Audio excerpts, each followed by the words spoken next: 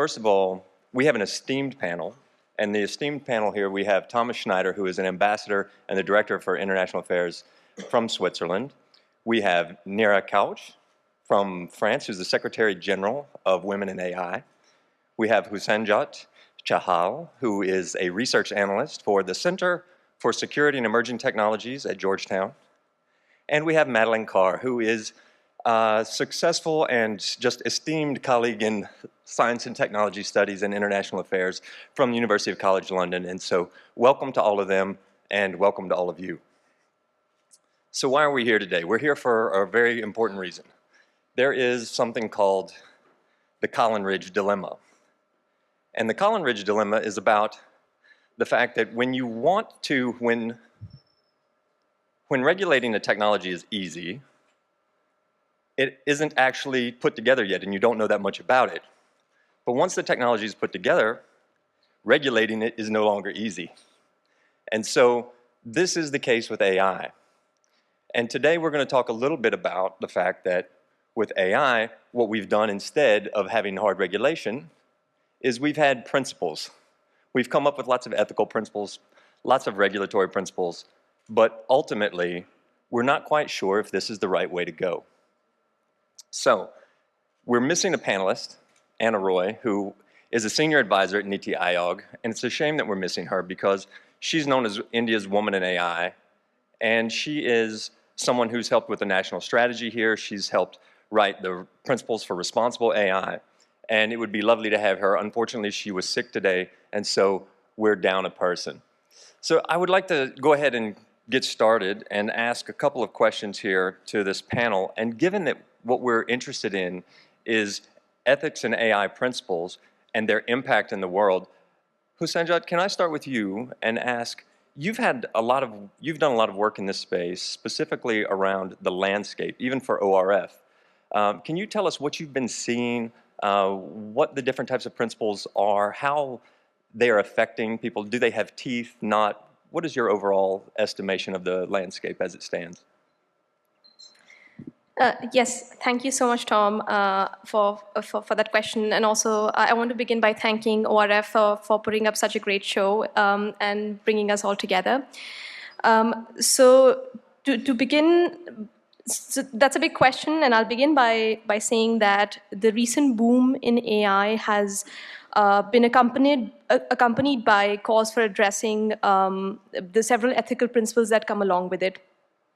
And thus far, as we've seen, there have been a range of public documents. So basically, AI policy documents that have been published by government entities, by private sector entities, by nonprofit organizations.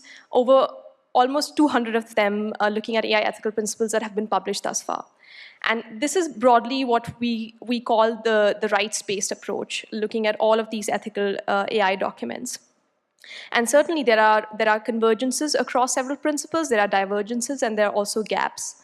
Convergences often more commonly occur across 5 principles, essentially: privacy, transparency, justice and fairness, responsibility and accountability, and non-maleficence, which is just that encompasses calls for safety and security. And having said that, the other side is what we call a risk-based approach, which is a typical example of that is the recent EU AI Act, which kind of categorizes takes all AI applications and categorizes them into unacceptable, high, moderate, low risk. And then it lays out what is permitted, what is not, and what is permitted with what kind of restrictions. So, and EU is perhaps not the only actor that has published this. There are other proposals that have been made, for example, in Singapore, and also the several agencies within the US, under the US federal government that look at very specific areas that have also published guidelines for in this space. An example being the US Food and Drug Administration that looks at, that kind of regulates AI-powered medical devices. So that is, and it's kind of really hard to choose which approach is better. There's often a lot of debate, especially recently, that has been happening in this regard. And if you ask me, I'd say that this issue is also, it's hard to bring it down to binary like what we discussed on day one of this conference, given the multiplicity of this challenge. And so when you look at the pros and cons for both, the rights-based approach, as you rightly pointed out, Tom, is criticized for being very broad, lacking teeth, and not really kind of producing any real result in an evident way. But at the same time, it's also been credited for building a culture of awareness and also like a sense of responsibility amongst AI developers. And more importantly, I think it's really been very crucial in, when you look at like as AI is bringing in new technological changes and newer applications are being discovered as we progress. And of course, we do not know, so as these new technologies come up, it's hard to know what risk category do we put them in. So that's when we fall back to these broader set of principles to kind of understand how do we go about regulating these new technologies. So in that sense, these broader principles are helpful. On the other hand, you have the the risk-based approach, which is credited for really turning this very abstract problem into concrete identifiable problems that can then be addressed proactively. But at the same time, I should say that it still suffers from the issue of generality, which is basically just to do with the fact that the nature of AI risk itself is very subjective. It is context specific, and it really has been constantly evolving over time. So, and in that sense, like to some extent, you can say that the other issue with a risk-based approach is also the fact that there are lack of really good risk assessment tools that we have so far. And in that sense, like suppliers, for example, do not know whether the technology we are producing is this high risk or is this low risk. And it kind of brings in the risk of them either kind of over-evaluating the risk of the technology, which kind of hinders effective market rollout, or under-evaluating the amount of risk that their technology poses to the society that they serve. And in that sense, of course, brings in the risk of introducing high-risk technologies into the society.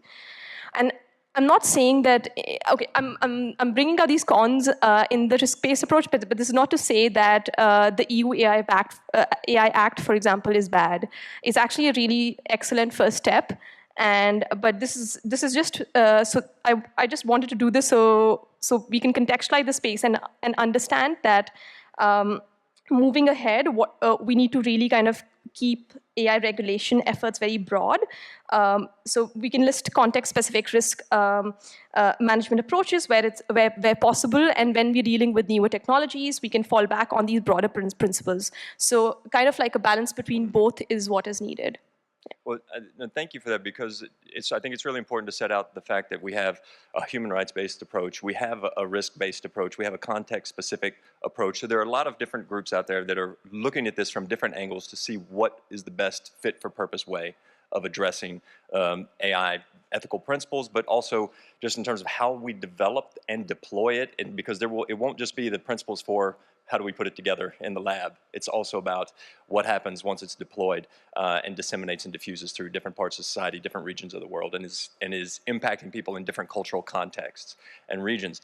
And so, speaking of that risk-based approach, which you mentioned, Thomas, as the chair for the Council for Europe's Committee on AI, I know that you've been working in the European context on a binding kind of regulation. But of course we don't have that type of actual jurisdictional control over everyone in the world. So maybe you could tell us a little bit from your perspective, what principles are actually out there that are fit for purpose, and what does this kind of model look like that's being basically just at this moment grown in the soil of Europe? Thank you, Tom. That's better, I guess. Thank you, Tom, and hello to you all. It's a pleasure for me to be here in this very lovely country after a few years of absence.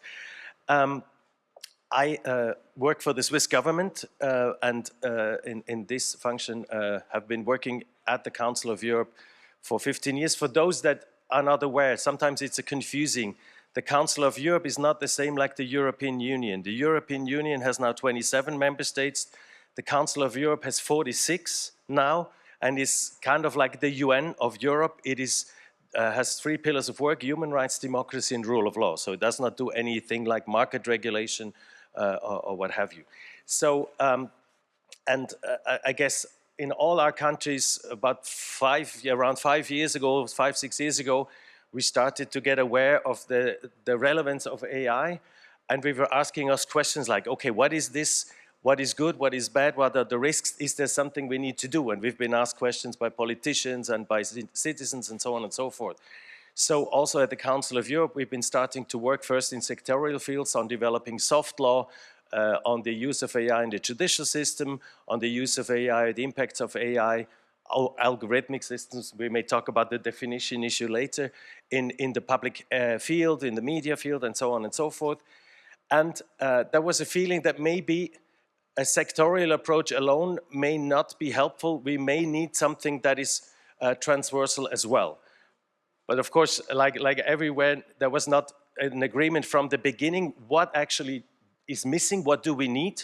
So the Council of Europe decided in 2019 to create an ad hoc committee that was looking into the feasibility or necessity of an appropriate instrument on AI. And I participated already in that one. And then the findings were not revolutionary. The first finding is, of course, existing legal systems apply. We have a human rights convention on European level. You have the compact on global level. So principles like non-discrimination, right to remedy, right to safety of life and privacy and freedom of expression, these things apply to any type of technology that is used, that is affecting citizens. So not everything is new.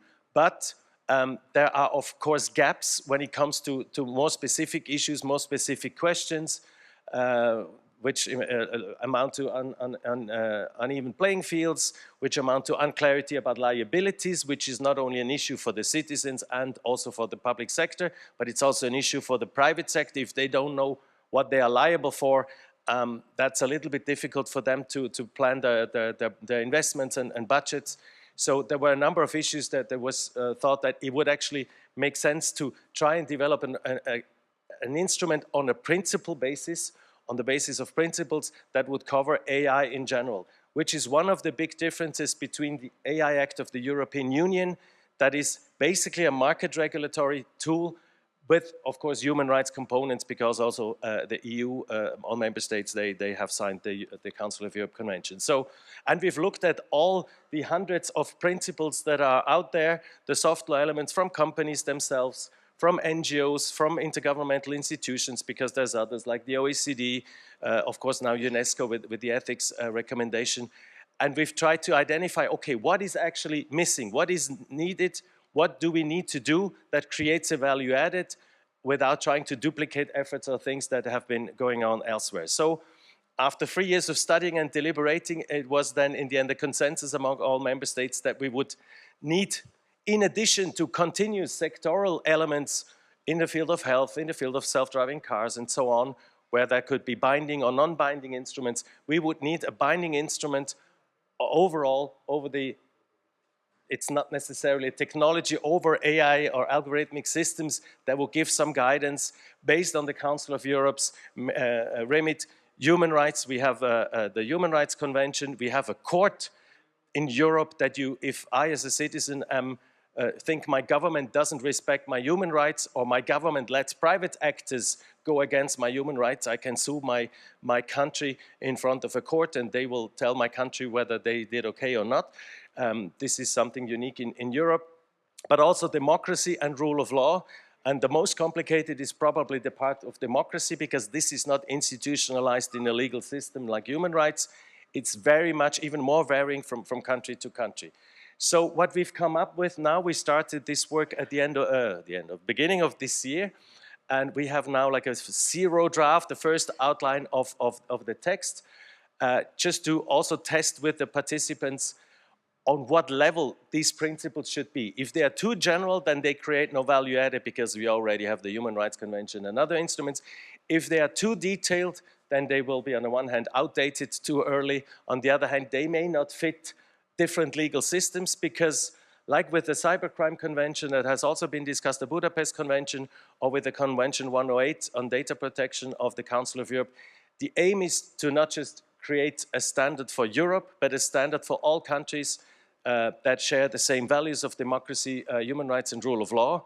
And all countries can participate in the elaboration of the instrument, and all countries are also invited to sign and ratify the instrument. So we do have quite a big interest from countries like the United States, Canada, but also Mexico, Japan, and others that already participate. Others are showing interest also from Africa and also from the Asian region. And of course, we are keen on having as many countries on board. And the challenge is then actually to see, okay, what is the common denominator across all these countries? Because some may want to have this only focused on public sector use of AI, whereas others may want to include private sector as well. For others, private sector is even more important. Then we have different, as I said, different jurisdictional legal systems on how to deal with human rights and such kinds of things. So the challenge is to try and bring this all under one hat that hopefully is broad enough but still clear enough so that we have as many countries participating and signing as possible. Why a binding instrument? And then I'll stop here for the time. Why a binding instrument? Because again, there's a lot and growing number of soft law instruments there. And if you have a good implementation mechanism, a soft law instrument can be quite powerful. If you have a binding instrument but no implementation, no follow-up, no sanction mechanisms at all, then it has no power either. So it's less about binding or non-binding. It is about how powerful it is, how much you have incentives to actually make countries or make actors stick to the principles that they signed up to. And I think this is the key, given the expertise of the Council of Europe with the 200 whatever conventions that they have already elaborated. It was felt that we need on the principle level something binding so that you can take the actors, that they follow the principles, and that there are processes in case they don't follow the principles, or it turns out that despite maybe good intentions, human rights or rule of law has been damaged. There is a path for people to get for remedy and to change laws and so on and so forth. I will remember to push the button. Thank you for that, Thomas, because this is really fascinating to actually have something in the AI ethics and principles space that is binding, but binding in a way where the incentive mechanisms drive alignment is something that we have not seen up to this point. And I think it's something that if we think about, the hype cycle in the past, everybody was, there was a lot of hype around AI, and then there was, okay, where are we going? But in terms of the hype cycle of the governance of AI, right? I think we've started to slip into the trough of disillusionment already. Is like, how are we actually going to get this done? And so the idea that there's a model underway, right, in process that may have some remedy for that is quite exciting. And I think it makes me think a little bit, though, about. So I used to spend a lot of my time working in the STS space and science and technology studies, and in one journal from the 1960s, Emmanuel Mestena, who was the head of Harvard's first science and technology studies program, he wrote that we needed public-private cooperation. We needed companies to take a lead role in managing the ethical principles around emerging technologies.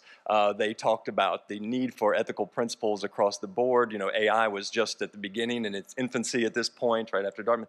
And then he said, we need to get back to the hard work of becoming wise, right, and making wise decisions around these things. That was the 1960s. We're here now, and I know that, as a former STS person yourself, Madeline, you're aware of this history in academic discipline that has somehow slid in front of the center of global governance at this point.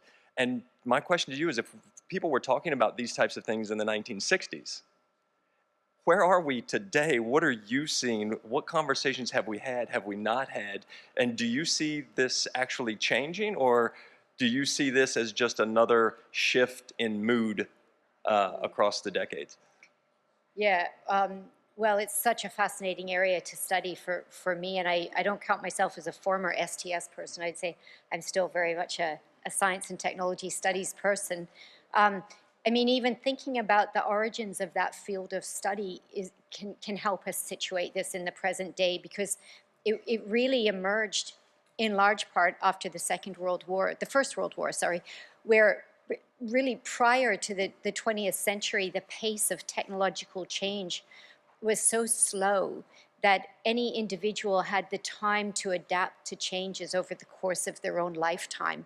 And once that began to speed up, particularly after the Second Industrial Revolution, people began studying how do human beings actually interact with technology, and how can we absorb technology into our societies and our kind of our civilizations in a way that works for human beings. So it's really incredible now that, you know, for people working in policy or politics or international relations, that those ideas about science, technology studies are really proving to be very much at the heart of the debates that we're having now about how to coordinate, how to govern technology, both locally, but also certainly globally, and how we can cooperate on that.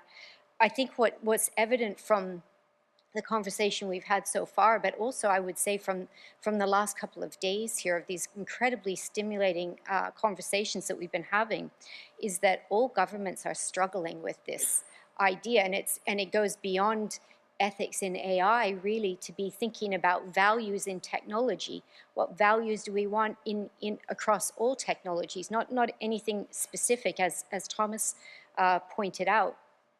The reality is that with the emergence of you know, first, say, for example, social media platforms, and then increasingly the Internet of Things, that we're generating these huge quantities of data, and data that's incredibly valuable, not just commercially, but because of the amazing things that we could do with that data to improve the human condition, the many applications for that.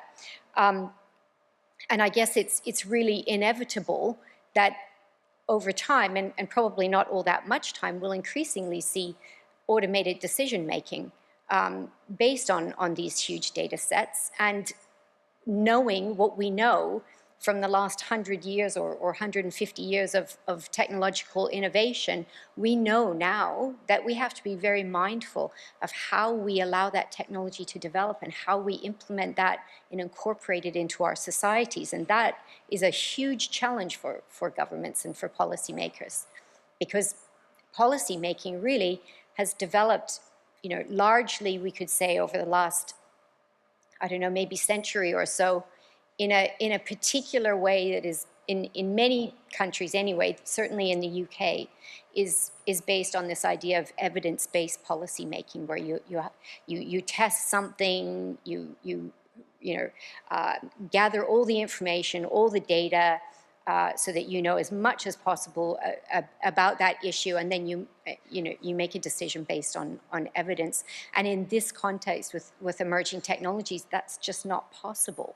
It's just not possible because we don't know what's coming. We don't know what the impacts and the implications will be. So really, what Thomas is talking about, this kind of innovation in thinking about how to govern technology, is, I would say, as important, if not potentially even more important than the technological innovation itself. Learning how to govern technology in a way that works for us as societies and human beings is really at the core of the project for the next couple of generations, I would say. Thank you, Madeline. And I really love that you talked about values in technology and where this goes, because this is part of what I wanted to bring to the conversation with you, Nira, and that is that you have this role as the Secretary General of Women in AI in France, but you also work with Deep Reach, which deals with individuals who are actually working with the algorithms, actually putting the code in terms of the advertising space. And I guess my question to you is, does all of this talk around governance and landscapes and principles, does it have the kind of relevance that perhaps certain audiences think it does within this space? Or is there something missing between the non-technical group and community and the technical group and community that is actually doing the work. And if there is something missing in translation there, what is it and how might we address it? Okay. Hi, everyone. I'm gonna speak with my experience, from my professional experience, but also my view as a human being. Okay. First thing is, in reality, when you go in the professional world, like with the other companies, people don't think about what is ethical or not. When they're designing algorithms, when they are designing tools, where they are building a product, they are not thinking about what is ethical or not, and they don't know what are the principles to follow. Even if they are asking themselves questions, they don't have the answers, and so first thing is, I think it's very important to think globally, internationally, like with all these policies about these guidelines. But we need to raise awareness toward these people who are thinking these tools, who are designing these tools.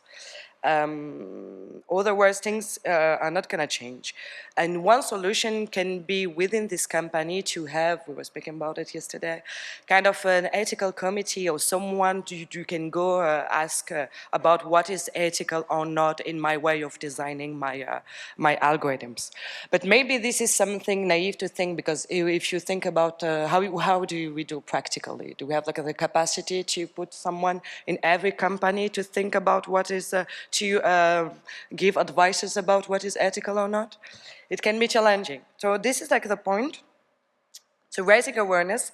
And when I started doing my research about this question, I got a new idea about who is telling today, like the narrative toward, like around this AI and ethics.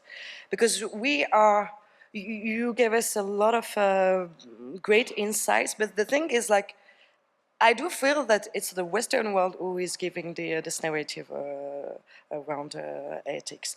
And more than the Western world, it's about, we're missing something in our question, in our thinking about AI and ethics. Because, you see, when we started working, like the world, the history about and about AI and all the myth about AI started with the humanity idea and fascination about reproducing the human mind.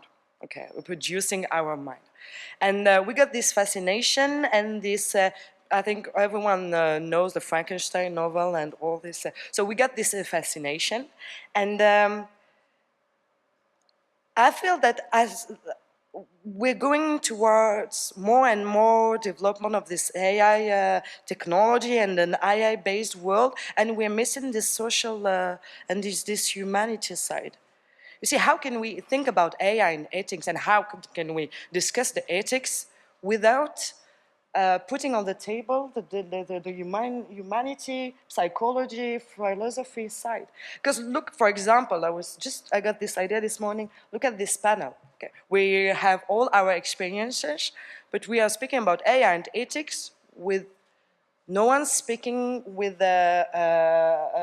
this philosophy, humanity background. And we're missing part of the. I believe that we're missing part of the picture. We need to have this conversation with people from social science, because it's the discussion. It's about what ethical principle we want to put in the technology, in the AI, and its values and in technology globally to shape our future. Because AI is here, is getting more and more space in our life, and it's gonna dominate our lives. So it's the question. And just to jump on something you raised yesterday, you were talking about the if all these guidelines will not let innovation to get, I mean, with force, how you say it, will not allow more and more innovation, like if all these guidelines from the European. And that's a question that I'm asking myself, and I would love to hear on that. But it's maybe we're not asking like the right question. Maybe we are missing maybe the question is not about if these guidelines gonna not allow the innovation to get more and more, but maybe it's about going back to the fundamentals and asking what are the future that we want to shape, because we are responsible about this future, and it's all this question. It's maybe just to finish on that, maybe it's not about asking ourselves, we are designing algorithms, and if what we are doing is aligned with the ethical principle, but maybe it's like, what are the ethical principles, the value that we want to put in our society, in our future, and then thinking about innovation in terms in this framework that we will decide before. You make a really good point of the fact that just talking about whose values, whose principles, the different perspectives around the world on what AI gets used for and in what situations is a critical conversation that needs to take place. And you also alluded to this sense of who's in the conversation. So the idea of the process, it's not just about having the principles, but what is the process for the deliberation of the principles for their outcomes within a particular space. And that takes us back to governance a little bit, but it also takes us to a bigger issue in general, which isn't just the governance, because in order to have governance, you have to have cooperation, you have to have collaboration, right? You have to have some process for working together. And Thomas, I want to come to you on this, but I want Husanjot to slide in, because I know that you have had experience with the collaboration between militaries on AI projects, which is quite fascinating, because is there something in that model, if it works, that the rest of us could take from and maybe note down, and maybe there's some mechanism there. And of course, use the term mechanism, which is a recent last year or two kind of governance buzzword, is itself a mechanical metaphor, right? Just to highlight that for everyone, right? Like we're using mechanical metaphors as much as we can get out of them. So go ahead. Yeah, thank you so much. Yeah, Tom, I will answer your question, but I'll quickly also caveat what Neera just said. It was more just the discussion about what we're having yesterday was, and perhaps Thomas can answer that question later. I know he has more to say on that.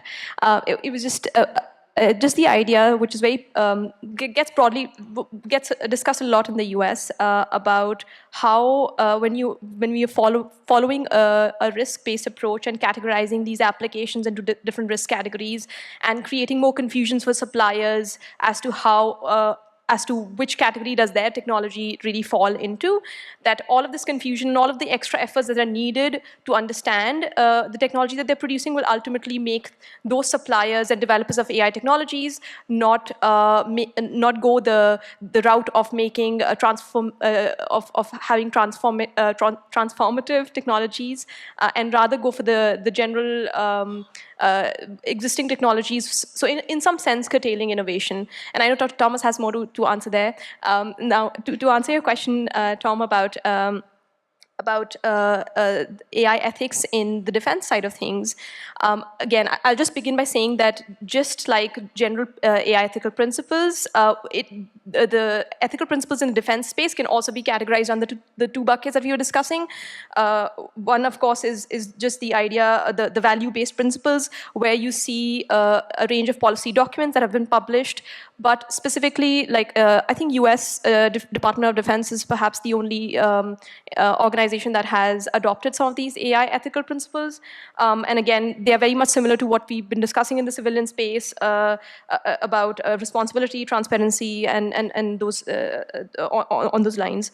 You have a range of other initiatives that are happening in other countries. To some extent, you can say Germany and Netherlands are more in the nascent stage.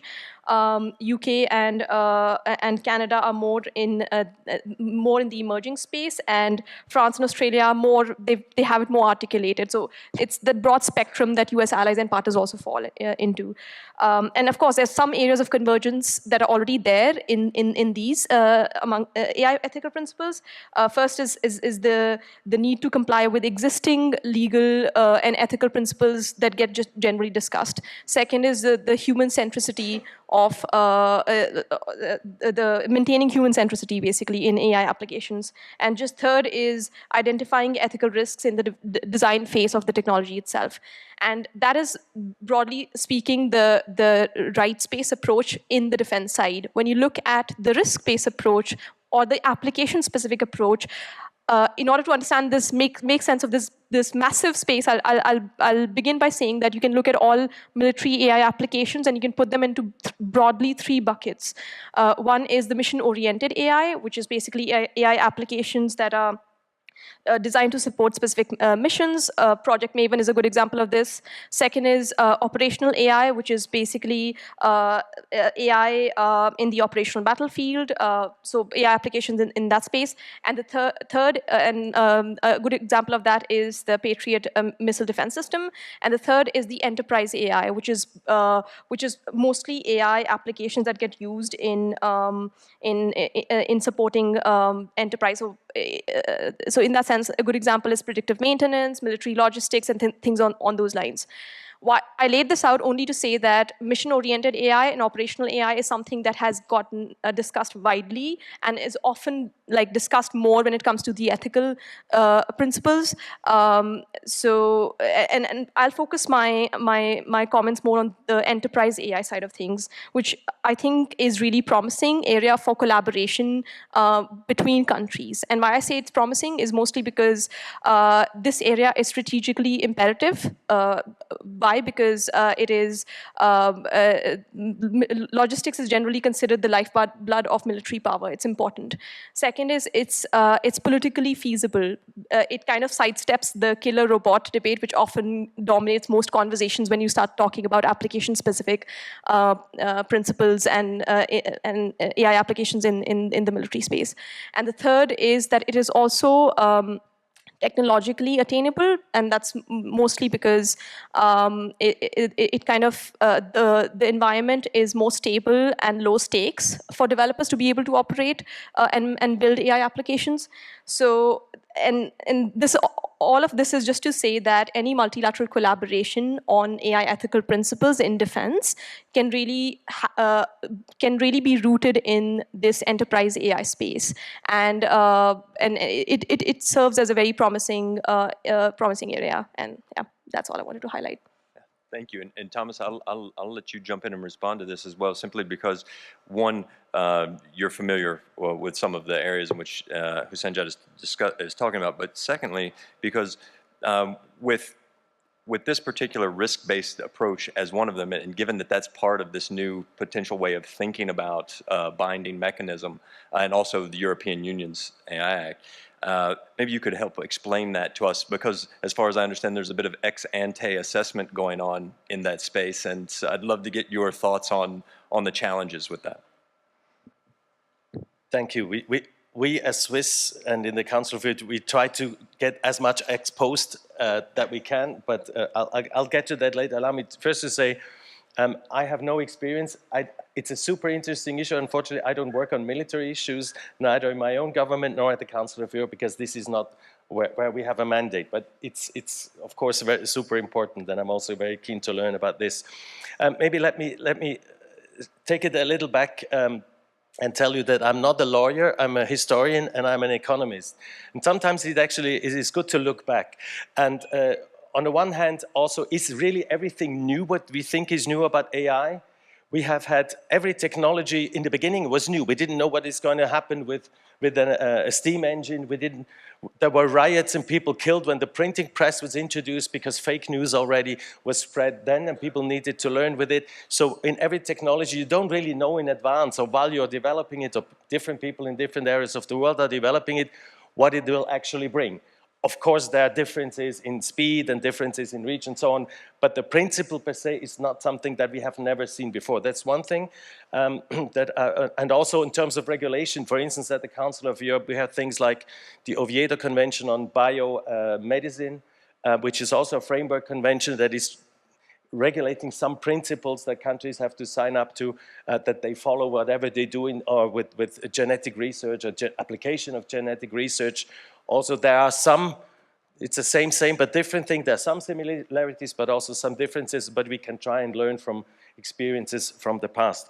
And then with regard to the regulatory approach, with regard to risk-based approach, I come from a country that is small, but it's growing in population. We used to be really small. We used to live in villages where people were defining their rules themselves. They fought against any emperor, so we were never ruled by a king.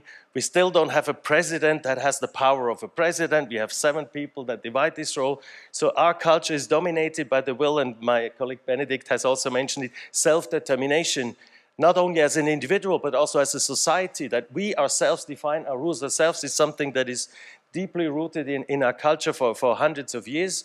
And so it is the understanding in our country that we don't create laws if there's no need. So first, you let things happen, you let people do what they want, and when problems arise, you try to identify the problems and try to find a solution. This is how we work, and with direct democracy, with the system that we have, whatever laws the government comes up with, if a majority of people think this is not good, it's not going in the right direction, or it may be going in the right direction, but something is wrong, they will just say no, go back to sender, and you start all over again. So this is, our people don't expect us to protect them too much from any risks, because our society is based on learning to deal with risks, and when the risk is considered too high, then this is where law or prohibition or regulation steps in. Is also we have every year 50 people are dying swimming in rivers in Switzerland, because this is something we love to do. But we don't prohibit people to go, because 8 million want to swim in the rivers, but you know that it's dangerous, or walking in the mountains and so on. So this is a slightly different approach to also some European neighbors that used to be told by a king, by a Kaiser, by a president what is right or wrong for them. We never had this. So, and that changes your experience also in terms of now when you come to, of course there are risks, and we somehow, the EU legislation is based on a risk analysis assessment model. Ours is also based on, to some extent, the risk assessment. What we are working on currently is something that we internally call HUDERIA. It's called Human Rights, Democracy and Rule of Law Impact Assessment. But of course, if you assess risks in the future, and then after a certain period, after 2 years, you see what was the impact of these things, whether you took the balance at the right moment, and then you take the impact experience from the past to define the future risk. So if you perpetuate this, it amounts to the same. And I think this is a key thing that we need to understand. You don't define risks now for the next 500 years, but for the next reasonable period, and then you make the impact assessment. So this is one thing. But still, if you have a legislation that is binding, that will create processes, will create court cases, you're supposed to have a system that actually is sound, makes sense, is clear for the government authority that would need to surveil this, it's clear for the businesses or for the actors that actually develop, and then you need to have court cases where draw the lines between whether something has been respected or not. And we're currently working with the Alan Turing Institute from the UK on this, but also we are in close contact with the EU, but also with UNESCO that is also working on a risk/impact assessment on their ethics recommendation. And we also there, we don't want, as a Council of Europe, we're not intending to prescribe a particular precise procedure. We try to identify a model that contains a number of elements that we would think that if you sign up to this convention, you would have to have these elements in one or other form adapted to your environment. And the first one is what we call COBRA, nice acronyms, contact-based risk analysis, that's the first one. And the second one is crucial. It may sound simple, it's stakeholder engagement, stakeholder discussion, because who tells us what the risks are? Who defines about societal and ethical impacts? You need to talk to the people to know What do they consider risks that they are willing to accept? What do they consider impacts that they don't want to have? So whatever some experts may think about our risks, you need to talk to the people. They need to understand what you are talking about. And then with this, then you actually define the specific provisions of the analysis. And then again, it's another feedback loop and learning curves, and say, okay, how did this work out on the substance, but also on process? How is this implementable? What did work, what did not work? So these are just the 4 key elements of this that we are trying to develop in the hope. And then again, of course, if we develop something in Europe, and you probably rightly say that this is European driven, but we try to do something and we are listening eagerly to what others do, and the more we talk to each other, the more we think alike, the more effective and interoperable the systems get. Thank you.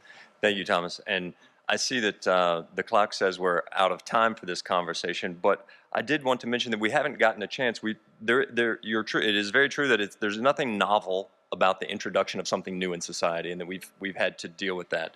And sovereignty is quite an important point. But when we're talking about something like AI, which is a general purpose technology, which is being put on platforms across a global infrastructure, what we have is a scale. And of course, we talked about that briefly. And so we haven't talked about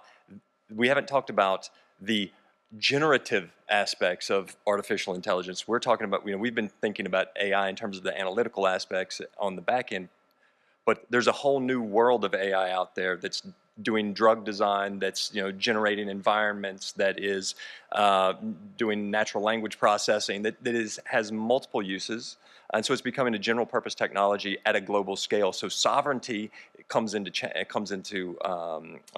challenge there. It's actually challenged by technologies like this.